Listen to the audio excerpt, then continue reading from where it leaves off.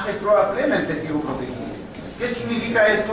Que basta y sobra la imputación de este sujeto que dé referencias de tiempo, modo, lugar, de certeza de cómo se llevaron a cabo los hechos, y con eso es suficiente para que esa persona tenga una sentencia condenatoria. Ejemplos públicos: el caso de la América, que su yerno es el que le imputa abogados, le imputa a funcionarios públicos, le imputa a todos los miembros de la delincuencia, y un solo testigo protegido mete a la cárcel a 30 personas.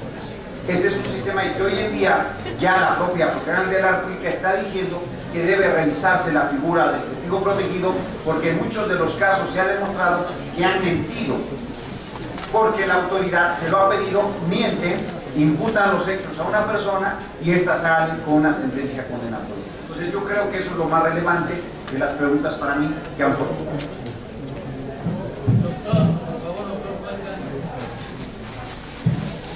Me corresponden dos.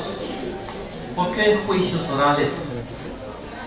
En México los procedimientos penales todos son orales. Que se escribe también se escribe. En los nuevos también se escribe y se graba. ¿Por qué son adversariales? Porque en este sistema se trata de crear dos partes iguales: la parte de la acusación y la parte de la defensa, y que sea un juez el que determine la situación procesal del iniciado y después del procesal. Por eso es adversarial. Tan es así que ustedes verán que las procuradurías donde se llevan los juicios adversariales ya no tienen fe pública, se les quitó. ¿Por qué? Porque tienen que ser partes iguales. Por eso son partes adversariales, por eso son juicios adversariales, no orales. La oralidad es, y se usa para otra cosa. Y en cuanto a la prevención del delito de delincuencia organizada, la delincuencia organizada es un subsistema del derecho procesal penal. Tenemos que limitarla, tenemos que acotarla, pero al mismo tiempo darle la fortaleza en una gestión de políticas públicas para que el Estado nos garantice a través de estas políticas que la prevención, la estrategia, la inteligencia, la dictaminación sobre el dinero que se usa para estos efectos, sobre toda esta circunstancia, va a estar acotada. A nadie nos lastima que nos revisen, porque a nosotros que nos revisen lo que quieran siempre lo hacen, que revisen a todos. Esta forma de prevención es lo que va a dar la certeza de que va a disminuir, no acabar, a disminuir la delincuencia organizada.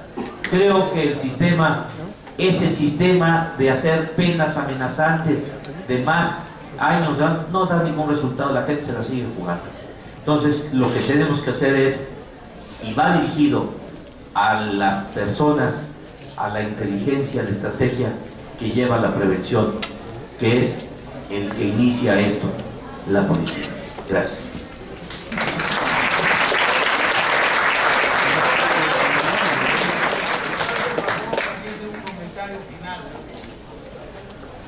En materia de... Me ha dado el micrófono malo, para que no se me oiga. Lo ha hecho a propósito. Gracias. Perdón.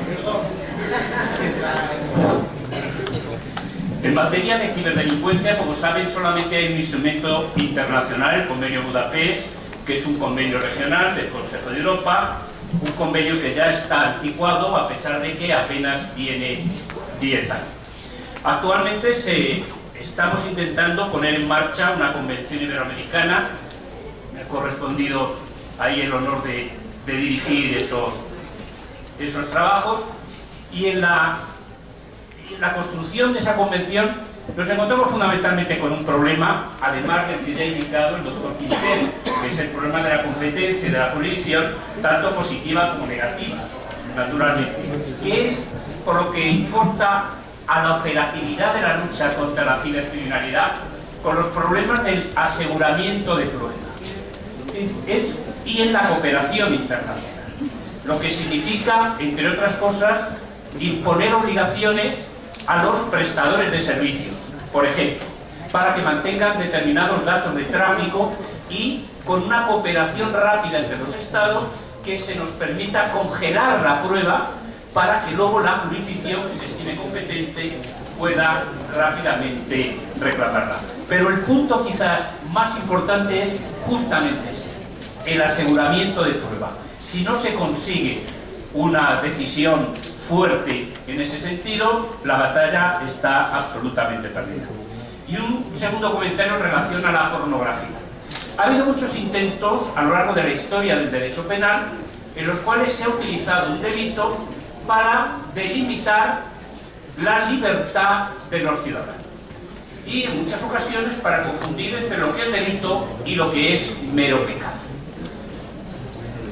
Es decir, si el derecho penal lo construimos, y yo sigo agarrado, como ven, igual que mi compañero, el profesor Quintero, si seguimos agarrados en los principios liberales, en el principio del bien jurídico, en el principio de la ofensividad, etcétera, etcétera, tenemos que distinguir, tenemos que diferenciar lo que es ser un cerdo de lo que es cometer un delito de pornografía infantil. En la Unión Europea, por ejemplo, están absolutamente obsesionados con el tema de la pornografía infantil hasta el punto de que castigan, propugnan el castigo en sus directivas de esa pornografía virtual, por ejemplo, inventarse niños informáticos. Alguien se inventa niños, dibujos animados y les pone a hacer marranadas, las que sean. Claro, desde un punto de vista del derecho penal liberal, yo me preguntaría, oiga, ¿y ese qué bien jurídico ataca? Porque yo lo tengo claro cuando se me dice, han tomado unos niños y les han puesto a hacer exhibiciones obscenas o pornográficas. Les, como ocurre con el ciberdelito, grooming, etcétera, pues se les engaña para que pongan determinadas posiciones sexuales o se exhiban y así lo transmitan mediante la cámara en el ámbito del ciberespacio. Pero, ¿y el que se inventa niños? Solo hace eso. Yo puedo decir que es un cerdo, pero es que el Estado de Derecho también nos garantiza el derecho a ser unos cerdos. ¿Por qué? ¿Que a quién ofende? Cuando hace 50 años se planteaba, y no hace mucho, por ejemplo, durante la presidencia de Reagan, en el vecino del norte, se planteaba el sexo oral o sexo anal sin necesidad de que los participantes fueran homosexuales, sino en una relación heterosexual, en no pocos ordenamientos se condena. Entonces, la reflexión puede ser, bueno, pues mire usted, a mí me puede parecer inmoral o no, o me puede gustar o no, pero la pregunta, si lo queremos contemplar como una figura delictiva, es ¿qué bien jurídico se está atacando de esa forma? ¿A qué bien jurídico se ataca cuando se pasa el sujeto las noches de los viernes inventándose niños en el ordenador?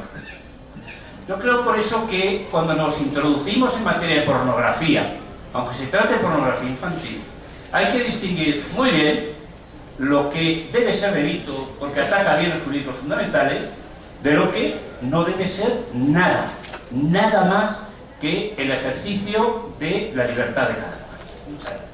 Muchas gracias.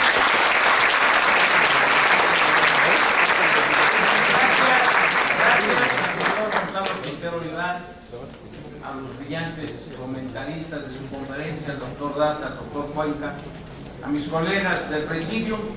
Solo tomaremos 3 minutos para hacer el cambio de los identificadores y empezamos la última sección, de tal manera que voy a rogarles que despidamos a nuestros conferencistas y comentaristas con un aplauso.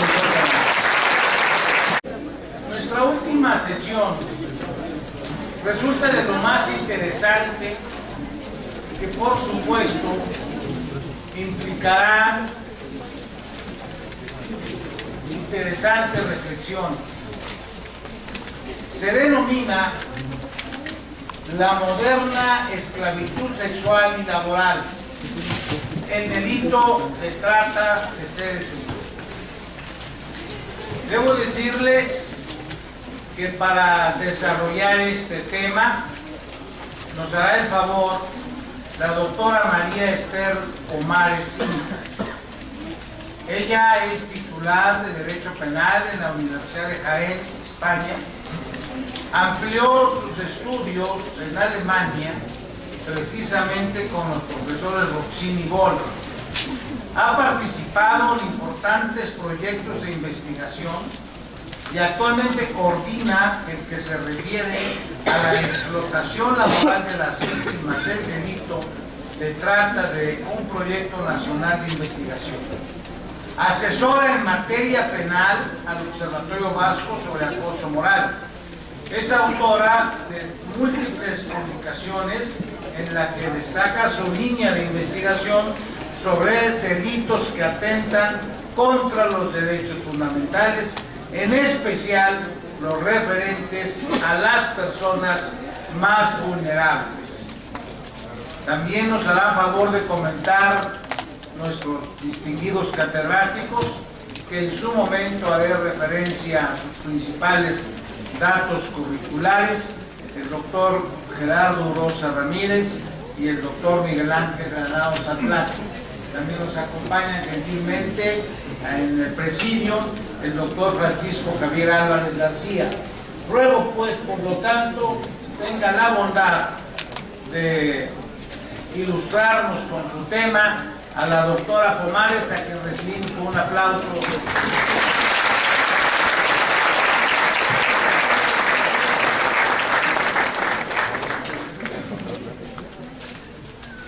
Buenos días o buenas tardes, ya no lo sé, a todos y a todas. Se pueden imaginar lo encantada que estoy de estar aquí. Desde que vine, no dejo de tener ganas de quedarme. Y lo digo en serio. El calor que he recibido no tiene ningún tipo de mensura. Ha sido impresionante, lo digo con todo el corazón. Le agradezco, por supuesto, la invitación a esta prestigiosa universidad, porque para mí es un honor intervenir en estos momentos, en este foro tan espléndido. Le agradezco, por tanto, la invitación al doctor López Betancourt, agradecimiento que extiendo, por supuesto y naturalmente, a los penalistas y doctores que me van a acompañar también a esta mesa. Pero no quiero ser desagradecida respecto a otras personas que no se encuentran en este momento aquí, sino que se encuentran en el público, porque yo también tengo el honor, para mí es un orgullo, dedicar esta ponencia y dedicarla con mucha satisfacción a los futuros profesionales que se encuentran aquí, porque creo que es importante, desde mi modesta contribución, poderles enriquecer en la medida que sea lo posible sobre una materia que tanto me ha preocupado durante muchísimos años, que es todo lo relativo, evidentemente, a una cosa tan grave como la trata de seres humanos. Quiero terminar ese agradecimiento, por supuesto, porque también para mí ha sido un orgullo encontrar y haber conocido a la familia del doctor López Betancourt, que también me han acogido como si fuera una más de la familia. Y la verdad que yo me siento así. Quiero tomar, porque parece que los que me han precedido ya han calentado un poquito el ambiente, acerca de prostitución, acerca de pornografía, que es infantil, que si no, que si derecha es el cerdo, etcétera, etcétera. Estoy un poquito atónita, yo un poquito, ya no sé cómo tal, cómo me siento en estos momentos. Quiero tomar la palabra del doctor Álvarez García sobre, que me pareció muy interesante, decía que él no se sentía extranjero aquí. Es cierto, lo he dicho antes, yo no me siento extranjera aquí, y sin embargo lo soy. No lo voy a negar, yo soy jurídicamente extranjera. Claro, ser jurídicamente extranjera no es algo que me parezca semánticamente positivo, sino negativo. las leyes migratorias y las leyes sobre extranjería no conceden el derecho a ser ciudadano a un extranjero, por tanto mi categoría en este momento es inferior a la suya. Eso es cierto. Pero también tengo que decir algo. Yo soy ciudadana española. Yo tengo aquí mi pasaporte.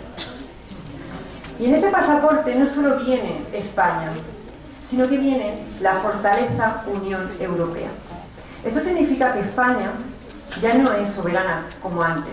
España es solo una región de la Unión Europea. Por tanto, yo también soy ciudadana de la Unión Europea.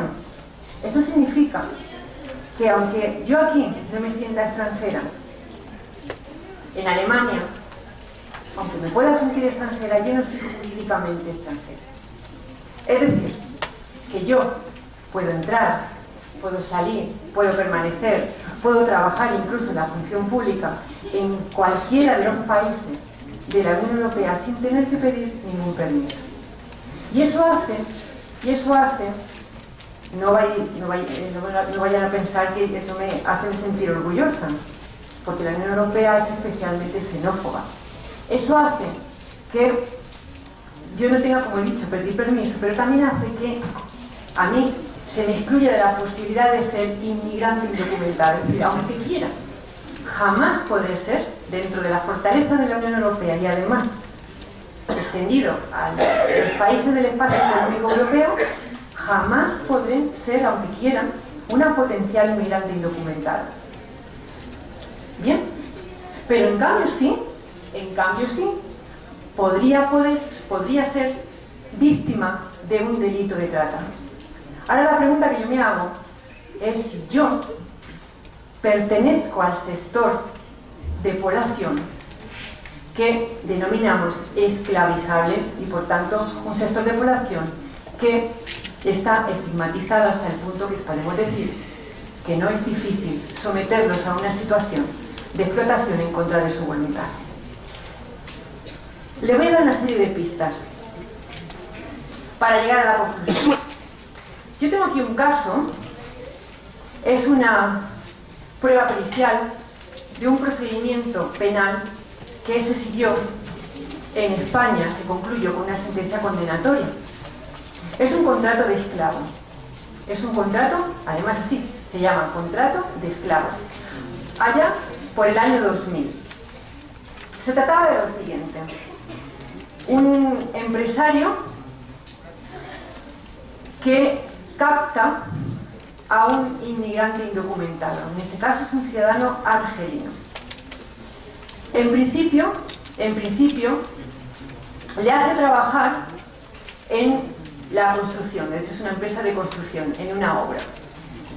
Pero parece que, de alguna manera, llega a ser objeto de deseo de este empresario. Este empresario es un empresario homosexual que tiene además otra pareja que también es empresario de la misma, en este caso de la misma sociedad. Y entonces le ofrece mediante engaño, lo capta, le ofrece mediante engaño, le dice: no te preocupes, yo soy abogado. De hecho no era abogado, pero se hacía pasar por abogado. No te preocupes porque yo te voy a regularizar tu situación. Enseguida tú dame tu pasaporte, tus documentos, que dentro de nada ya verás lo agradecido que vas a estar. Pero para eso prefiero quitarte del medio. Quiero que trabajes en mi casa como, digamos, como siervo doméstico, como esclavo. Esta persona, en esa situación en la que se encontraba, pues decidió aceptar la propuesta, sin saber exactamente qué es lo que tenía que firmar. Y firmó lo siguiente. Les voy a leer este documento que tiene apariencia de oficialidad, que firmó el propio inmigrante indocumentado. Y dijo lo siguiente: en la muy noble ciudad de Sigüenza, reunidos de una parte, con todos los datos, no voy a decir exactamente porque podría revelar su identidad, un tal don José, en nombre y representación de una empresa que tengo hasta los datos oficiales de esa empresa. De hecho, esa empresa sigue vigente en España, construcciones y reparaciones tal. Y de otra parte, don, parece que se llama Jalet, también conocido como Willy, y empezaron a llamarle Willy, mayor de edad y provisto de pasaporte argelino tal. Ambas partes se reconocen mutua capacidad jurídica de obrar y a tal efecto acuerdan llevar a cabo el contrato de aceptación como esclavos de don Jaled Willy para la empresa Construcciones y Reparaciones, voy a decir el nombre, de acuerdo con lo dispuesto en el derecho romano, pudiendo disponer de él como tuviese a bien, para la flagelación o los trabajos forzados, la sodomía o para hacer la comida, teniendo bajo su jurisdicción la vida o la muerte del esclavo. Y para que sí conste los efectos oportunos, firman la presente en el lugar y la fecha descritos supra, con el sello de la empresa. Esta es la impunidad que se creen que les permite hacer de todo. Bien, pues es un contrato de esclavos. Yo hago esta pregunta antes de entrar en la materia de la ponencia. ¿Esto es un delito de trata de seres humanos? Se produjo en España, dentro del territorio español. ¿Esto sería un delito de trata de seres humanos?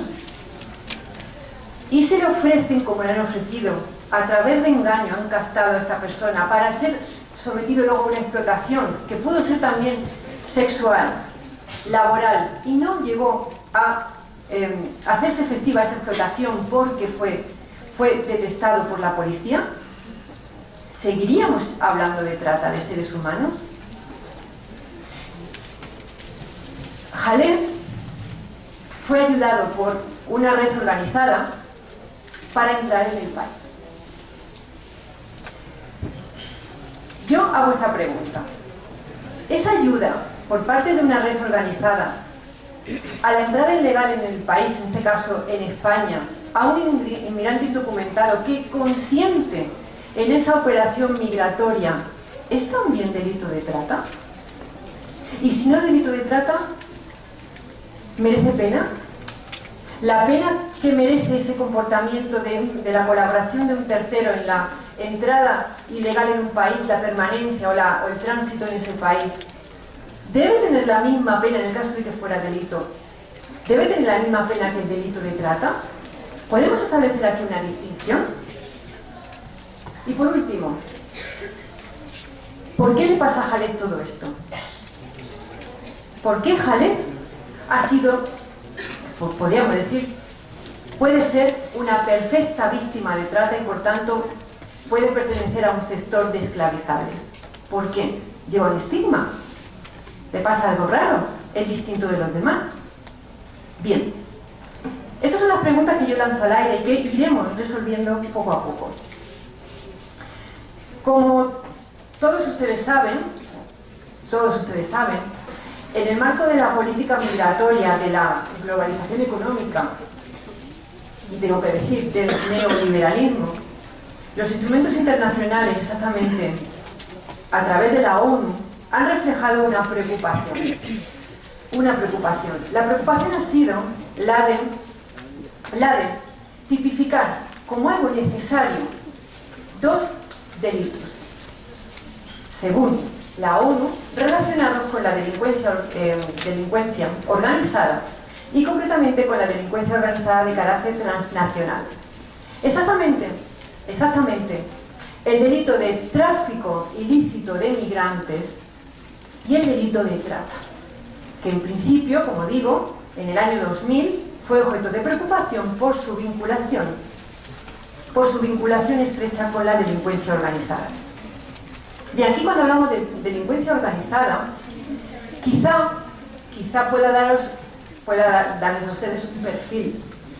Evidentemente se trata de, no voy a entrar ahora qué significa una red organizada, ya los que me han precedido en la palabra lo han dicho estupendamente, pero cuando estamos hablando del ámbito del delito de trata o el delito de tráfico ilícito de migrantes, hablamos de, pues eso, una estructura más o menos simple, no es estrictamente jerarquizada ni fuertemente jerarquizada, porque digamos es una delincuencia que lo tienen fácil precisamente por el perfil de las personas que trasladan. Estamos hablando del perfil de los excluidos del sistema económico globalizado. Estamos hablando de personas que proceden de zonas empobrecidas o de inmigrantes indocumentados. Se aprovechan de ese perfil para realizar actividades justamente de tráfico y de trata. Pero, por supuesto que normalmente pueden ser, luego lo veremos, pueden ser diferentes. Bien, pues en este ámbito la ONU ha marcado una corriente y ha decidido a través, fíjense ustedes, de 2 protocolos, no de uno, porque eso quiero que quede claro. No hay un solo protocolo, un instrumento internacional que aborde al mismo tiempo el tráfico ilícito de inmigrantes y la trata, sino que son 2 diferentes. Y son 2 diferentes es porque tanto el delito de tráfico como el de trata revisten singularidades que, de hecho, tenemos que observar desde el comienzo y voy a explicar. Bien, lo tienen todos ustedes os tuteo muchas veces, la verdad que siempre os tuteo y no sé yo exactamente qué es lo que desean, a mí me da igual. El caso, que ahí tienen la documentación normativa sobre los protocolos. Hay un primer protocolo, si observan, tiene la misma fecha, protocolo contra el tráfico ilícito de inmigrantes. Los 2 tienen fecha del año 2000. Y en ese protocolo se establecen las características esenciales del tráfico. Se dice, no que se aconseja, sino que se obliga a los estados firmantes a tipificar un delito relacionado con la colaboración de terceros en la entrada en un país, en la permanencia en el país, en el tránsito en ese país, vulnerando la legislación administrativa y migratoria de ese país. Este es el delito de tráfico de inmigrantes. A ello añade una característica más. Hace falta que las personas que colaboren tengan un motivo, un objetivo, la finalidad de conseguir un aprovechamiento, un beneficio económico material de la operación migratoria. A renglón seguido nos encontramos el otro protocolo, el protocolo para prevenir, reprimir, sancionar la trata de personas. Bien, en ese protocolo se establece cuáles son las características más esenciales de la trata que nos van a servir para diferenciar el tráfico ilícito de migrantes. Para comenzar, dice lo siguiente: por trata de personas se entenderá la captación, el transporte, el traslado, la acogida o la recepción de personas. Aquí se no habla de nacionalidades. Puede ser una víctima, luego lo veremos. En este delito hay víctimas, en el tráfico ilícito de migrantes no lo hay, no tienen el estatuto de víctimas, en la trata sí. Pueden tener cualquier nacionalidad, incluso con independencia de su condición migratoria o su condición administrativa relacionada con esa inmigración.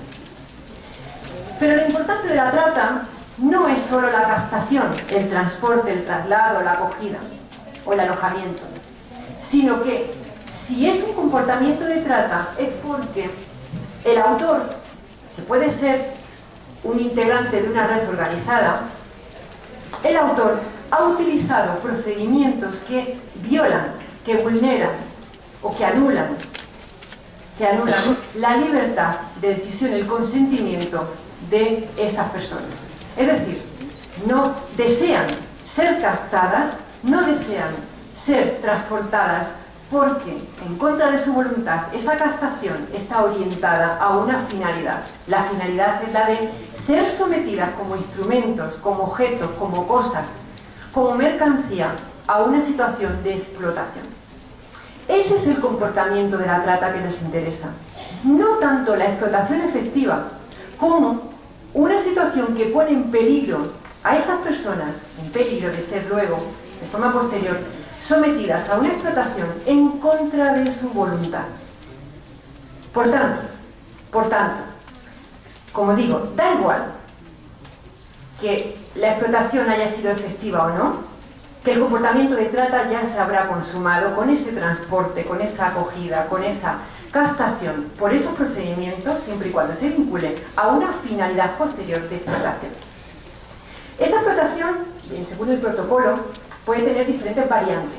Podemos estar hablando de una explotación sexual, podemos estar hablando de una explotación laboral, incluso estableciendo modalidades.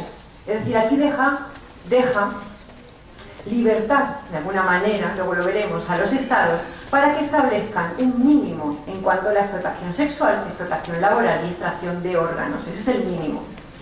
En la explotación laboral estamos hablando de sometimiento posterior a situaciones de esclavitud, de trabajos forzados, de prácticas similares a la esclavitud, como sería la servidumbre, que es la más frecuente en esta materia. Servidumbre, sobre todo la servidumbre por deuda. Bien, y si se fijan bien, hay un apartado solo dedicado para los menores de 18 años.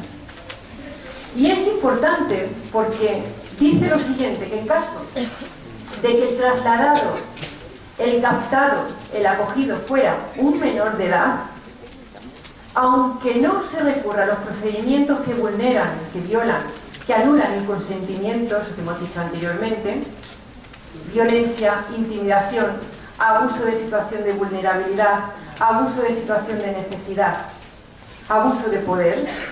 Esos son los procedimientos: violencia, intimidación, abuso de situación de necesidad, de vulnerabilidad, abuso de poder. Es decir, el sometimiento, el control sobre esa persona, que aunque no se utilice sobre los menores, se entenderá que el consentimiento del menor aquí es irrelevante.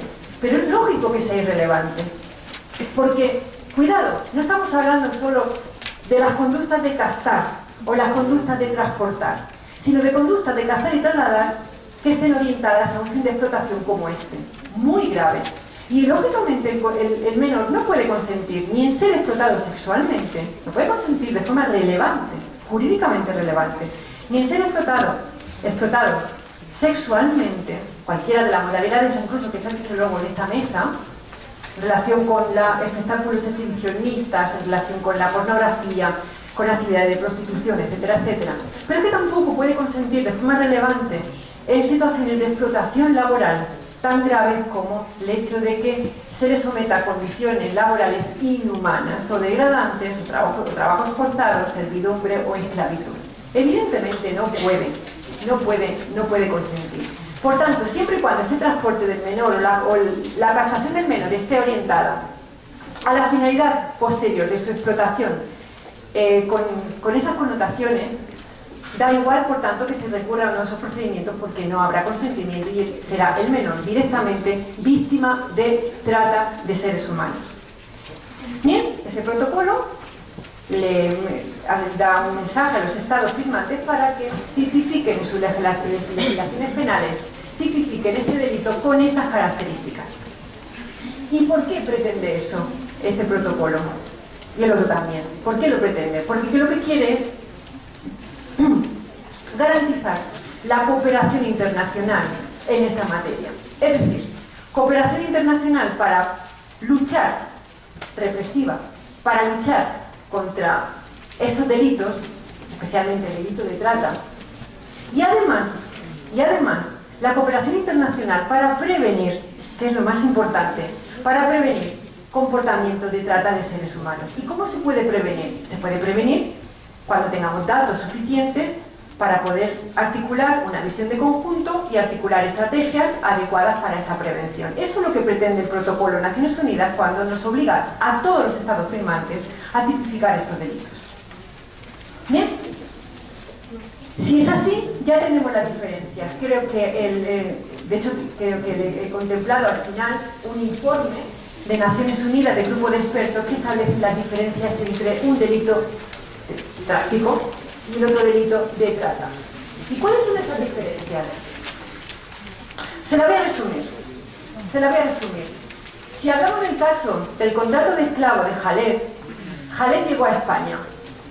Jalet llegó a España de mano de las organizaciones o redes organizadas, delincuencia organizada, que colaboró con su consentimiento en la operación migratoria, colaboró en la entrada ilegal al país. Ilegal significa porque evidentemente es un inmigrante indocumentado. Y ya está. Luego fue objeto de lo que ya he comentado. Me voy a quedar solo con ese comportamiento. Con ese comportamiento. Y en ese comportamiento, ¿qué características tiene? ¿Qué características tiene el delito de tráfico ilícito de migrantes? Pues en primer lugar, tiene carácter necesariamente transnacional. Siempre que hablemos de tráfico ilícito de migrantes, estaremos hablando de la intervención en su desplazamiento transfronterizo de población extranjera, sin documentos. Desplazamiento transfronterizo. Y para hablar de tráfico, hay otra característica más.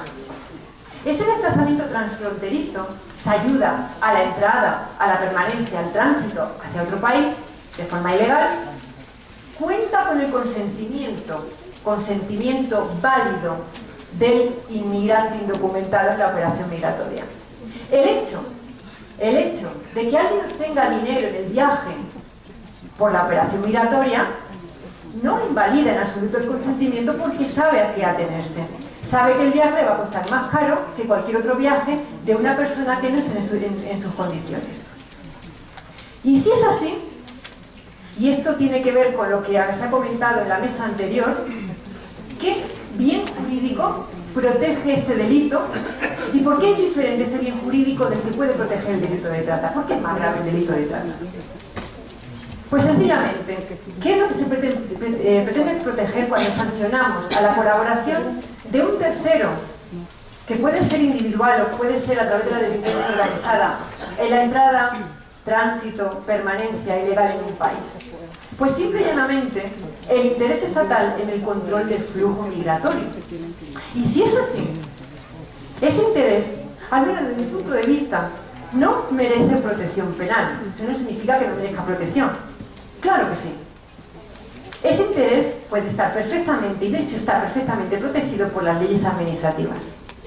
Para ustedes sería la ley de migración del año 2011, para nosotros la ley de extranjería del año 2000. Bien, por tanto, este tipo de conductas se pueden reservar perfectamente al derecho administrativo, no al derecho penal, por una sencilla razón. Hemos hablado aquí de principios democráticos, de un Estado de Derecho, cuando estamos tipificando delitos. Algo que seguramente se nos olvida, porque creo que los Estados tienen otro compromiso, no solo compromiso internacional, sino que hay otro compromiso, el de cumplir las garantías básicas de la tipificación en un Estado de Derecho, principio de intervención mínima, principio de ofensividad o lesividad al bien jurídico. Ninguno de estos principios aquí se respeta. Pero mirad cómo lo ha hecho España para que de alguna manera, digamos, no se quede en evidencia, porque España sabe, y a través de la jurisprudencia, reconoce que como sea solo el interés del flujo migratorio, eso no merece protección penal, no debe ser un delito. ¿Cuál es el pretexto para poder mantener ese delito? Si pueden ver en la página 2, se van a encontrar a mano derecha, en la columna de a mano derecha, la tipificación del delito de inmigración clandestina o de inmigración clandestina o tráfico ilícito de migrantes en España. Y le han dado esa denominación que suena raro: delitos contra los derechos de los ciudadanos extranjeros. Es una labor cínica, y se lo voy a contar ahora.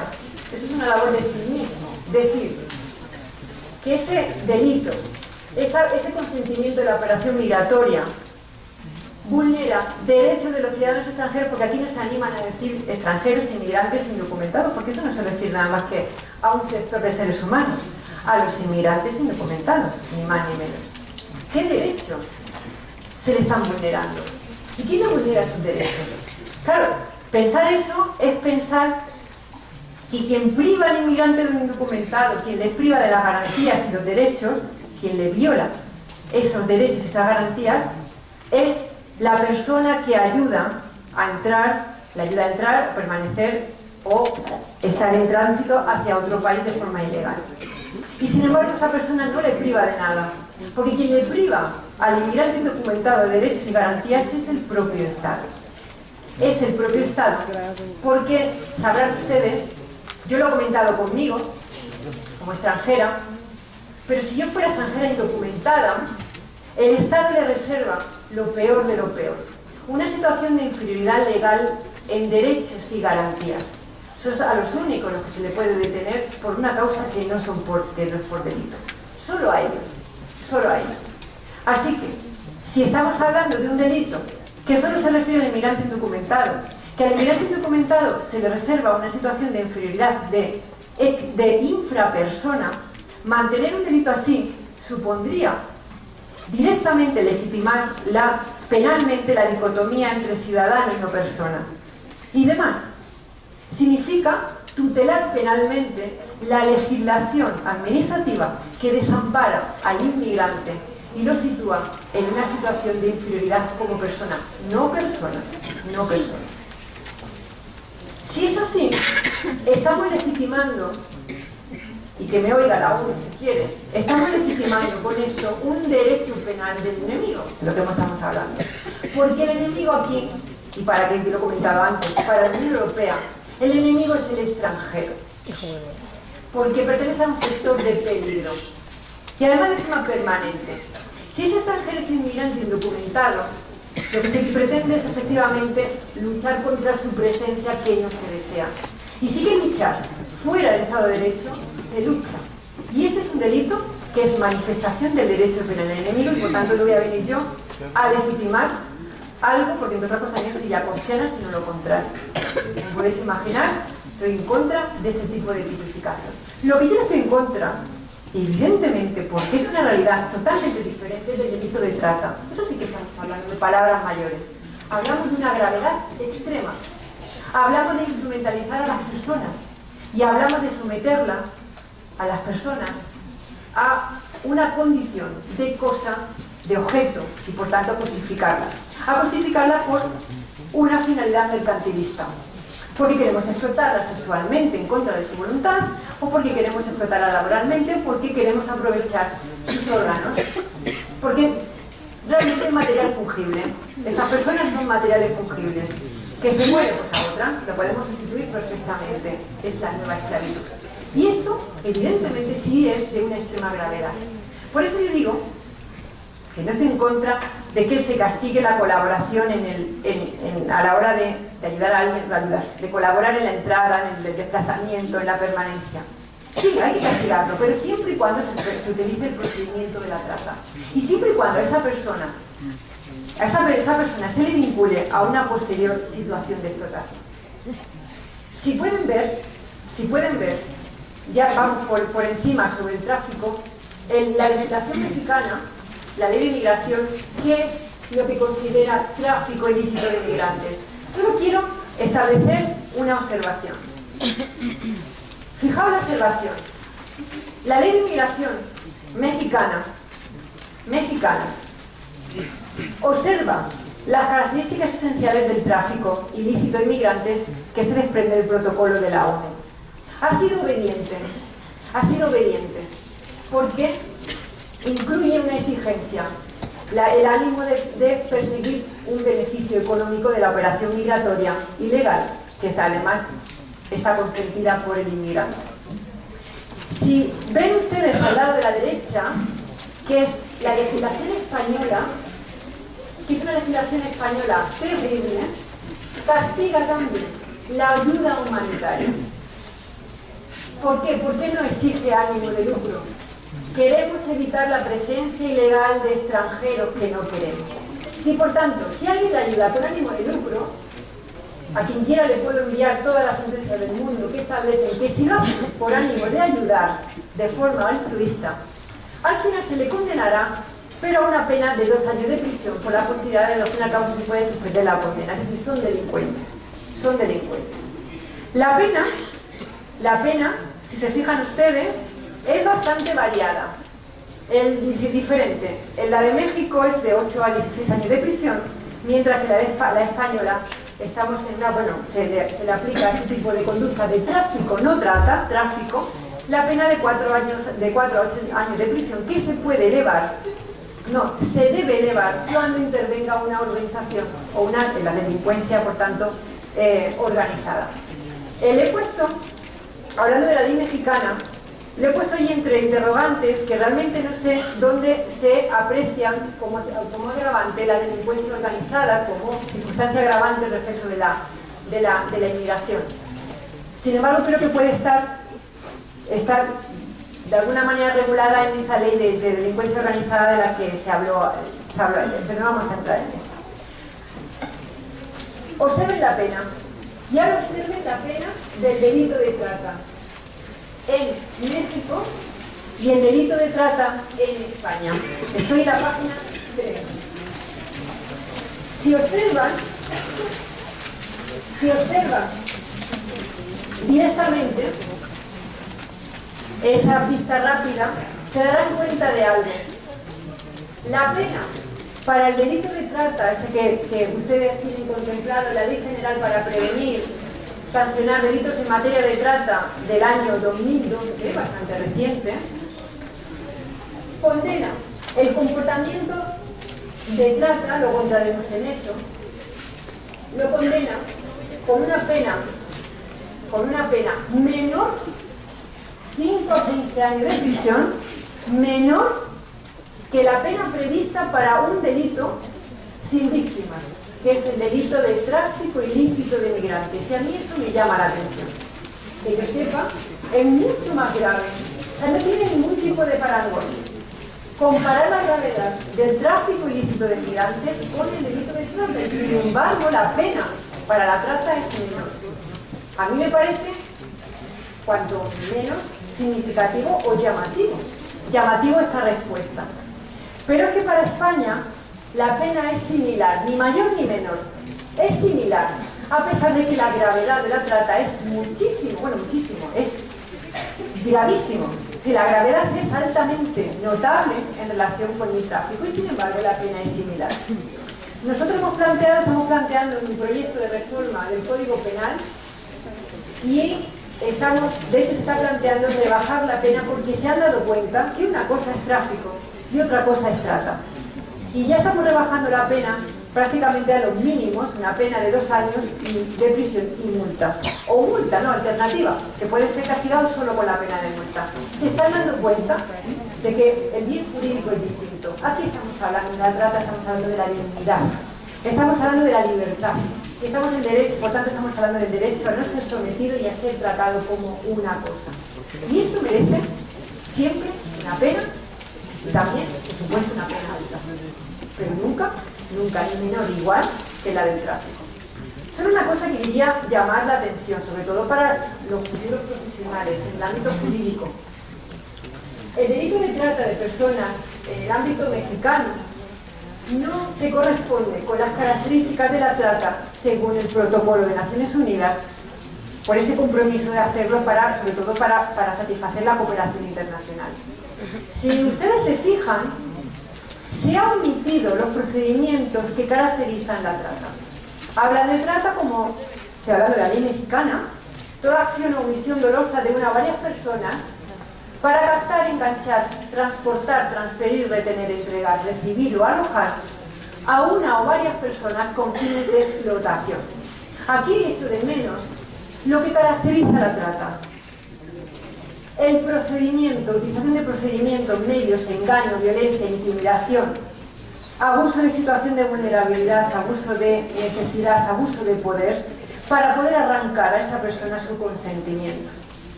Para poderlo al final vincularlo a una situación de explotación. También me llama la atención de que realmente que se haya tipificado como un delito, iba a decir, como retendencioso o remutilado, porque es para captar, para la explotación. Realmente la ONU pide que se capte, que se transporte, que se aloje con esos procedimientos para la finalidad de explotación. No que se utilice, que se realice un comportamiento para captar, sino que se capte para la explotación, porque si no serían muchos paras, sería toda una finalidad y eso hace ineficaz ese delito, eso haría ineficaz ese delito. Pero a mí me ha llamado la atención una serie de cosas, lo digo porque en este caso les agradezco que me hayan aportado un acervo importante a la hora de interpretar situaciones de explotación. En España no han querido definir, por principio de legalidad, definir qué significa una esclavitud, definir qué significa la servidumbre, definir qué significa el trabajo forzado, qué significa la explotación sexual. No lo han definido. Por tanto, la indeterminación hace que tampoco sea aplicable.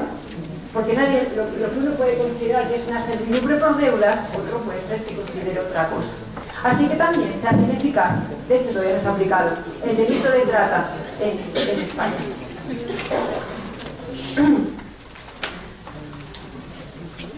En la página 4, si observan, se establece una mención especial, y aquí sí, en cambio, en contraste con el delito de tráfico, aquí sí se ha cumplido los compromisos de la ONU. Sí se ha establecido de forma expresa como circunstancia agravante para poder acallar críticas de la ONU, como circunstancia agravante el hecho de que intervenga una organización y por tanto que intervenga la delincuencia organizada. Y la pena es muy superior a la del tipo básico. Igual le pasa a España, exactamente igual. Ahí lo pueden observar, no voy a entrar en eso. Pero en fin, aquí sí que se ha cumplido ese compromiso comunitario. Quiero terminar con malas noticias. Yo sabía que esta conferencia no os iba a gustar. Porque precisamente, de hecho, he hecho este tipo de comparaciones de tráfico y trata, porque me preocupa una realidad. Pero no solamente. El informe ha habido diferentes informes de la ONU, muy recientes, año 2010, 2011, en diferentes sitios de expertos en trata y en tráfico, que han alertado de la siguiente situación. Han comenzado diciendo que efectivamente su finalidad era la de poder conseguir una cooperación internacional para luchar, aquí estamos hablando de la trata, para luchar contra la trata y para proteger a las víctimas de la trata. Pero tienen un problema. Como han observado, solo he hablado de dos legislaciones, la española, que sería prácticamente reflejo de la regulación ahora mismo de la Unión Europea, todos han hecho lo mismo. Solo he contemplado dos regulaciones, la española y la mexicana, y no tienen nada que ver una con la otra. Así como vamos a cooperar internacionalmente. Es imposible. Es imposible. Ha alertado la ONU precisamente de esta realidad. Y han reconocido, por fin han reconocido, que no tiene datos fiables ni datos rigurosos acerca de la importancia del delito de trata en el mundo. No pueden tener una visión de conjunto de lo que está pasando, ni de la importancia y la trascendencia que tiene la intervención de la delincuencia organizada en este ámbito. Y precisamente esa ausencia de datos se ha producido por la confusión de conceptos. Conceptos de tráfico y conceptos de trata. Si observa bien, en el tipo básico del delito de trata mexicano, perfectamente se puede confundir con el delito de tráfico ilícito de migrantes. Cuidado con eso. Esto significa que como seguimos confundiendo realidades absolutamente distintas y de distinta gravedad, no podemos elaborar estrategias que puedan ser adecuadas para prevenir el delito de trata. Pero hay un dato más. Ha alertado la ONU, aparte de esa falta de armonización de las legislaciones penales para satisfacer esa cooperación internacional, ha alertado el mensaje ha sido, más que alertado, el mensaje ha sido reconocer una realidad. No tienen ni idea, lo han dicho así, no tienen ni idea de la trascendencia, ni siquiera si es importante, la intervención de la delincuencia organizada en este ámbito, porque se suele confundir con el tráfico. Y algo más. Ha dicho que se ha sobredimensionado la importancia de la delincuencia organizada en el delito de trata, hasta el punto que ha alertado de la importancia creciente de otro fenómeno, que no es ni la delincuencia organizada ni la trata internacional de ese desplazamiento transfronterizo de extranjeros, sino lo que está teniendo mucha importancia es la trata interna. La trata interna, que es la del contrato de esclavos. A nadie se le ocurrió pensar que el caso del contrato de esclavos era un delito de trata. Y es un delito de trata. Con todas las palabras, es un delito de trata. A nadie se le ha ocurrido, por tanto, pensar eso, porque se suele identificar la trata interna con la trata internacional. Y por tanto, no toda trata requiere una operación compleja, porque no toda trata es un desplazamiento transfronterizo. Pero es que no toda trata requiere la intervención de una organización, porque está teniendo, como digo, y para resumir, esa importancia creciente de la trata interna, la trata doméstica, a través de servidumbre. Servidumbre por deudas en el ámbito interno, tanto en la explotación sexual como en la explotación laboral. Pero hay algo más. Estaba yo comentando con los que me acompañan, con los maestros que me acompañan en la mesa, y estaban hablando de la preocupación de la explotación sexual. Pero esto es aquí más suena. Eso del derecho que hemos comentado antes, de lo que significa la moralidad sexual, eso hace mella. Hace mella hasta el punto que parece que las que más se perciben no son las que más se perciben la trata sexual, porque es la que más se persigue, donde hay una intervención policial, donde el Ministerio del Interior cobra importancia. Y sin embargo, no tenemos percepción de la trata laboral que es superior a la trata sexual. No solo porque las víctimas ya no son indiferentes, mujeres o hombres. Aquí incluso se encuentran discriminados los hombres porque nadie les atiende. Si yo soy discriminado porque yo soy objeto de trata laboral y a mí quién me defiende. Aquí hay una sensación de impunidad, pero porque la impunidad todos lo conocemos. Todos conocemos la falta de persecución de los delitos en materia de explotación laboral. Prácticamente no se persiguen, pero porque tampoco tienen, de hecho, no se le ha dado un papel preponderante a los órganos competentes en esa materia. Ya no es policía, sino son, en nuestro país serían los inspectores de trabajo y de seguridad social. Bien, y ya termino. Por tanto, cuando me hablan de los factores que promueven el delito de trata, con independencia de si tenemos datos fiables o no, yo puedo tener algo claro, que Jalés sí tiene un estigma. Sí tiene un estigma. Jalés es un inmigrante indocumentado, es una no persona, y por tanto es un sujeto esclavizable.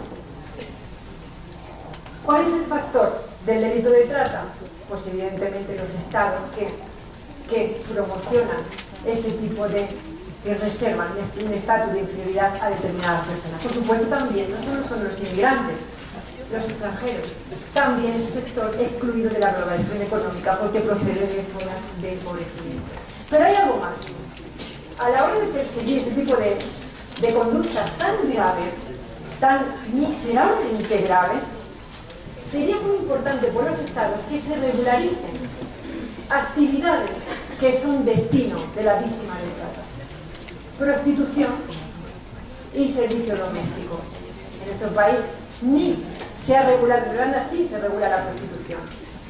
Pero en nuestro país ni la prostitución ni el servicio doméstico están regulados. Y por tanto, no solo porque la economía sumergida tiene mucha importancia, sino porque desampara a ese tipo de personas. No quiero cansarles más, si ya desea cualquier pregunta, estoy a su disposición.